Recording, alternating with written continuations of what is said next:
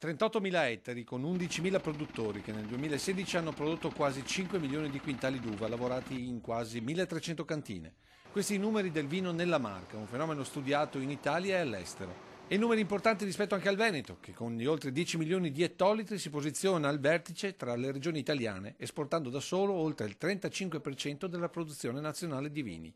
53 i marchi riconosciuti, 14 di OCG, 29 le DOC, 10 le indicazioni geografiche tipiche, un vero e proprio motore economico che deve essere non solo tutelato ma ulteriormente migliorato.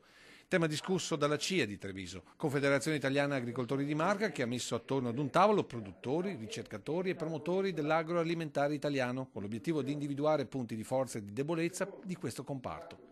E tra i primi la sostenibilità ambientale tra i vigneti è quello più discusso. E siamo i primi a difendere il territorio da il suo degrado, perché il territorio è il luogo dove noi sviluppiamo la nostra attività e alleviamo i nostri figli, facciamo vivere le nostre famiglie. Per noi green vuol dire cominciare a ragionare in una maniera di produrre innovativa, se possiamo dire innovativa, ma comunque una tendenza che ci viene chiesta da una strada che viene tracciata dalle richieste del consumatore. Il consumatore vuole prodotti senza pesticidi, maturati su terreni lavorati tenendo conto della biodiversità.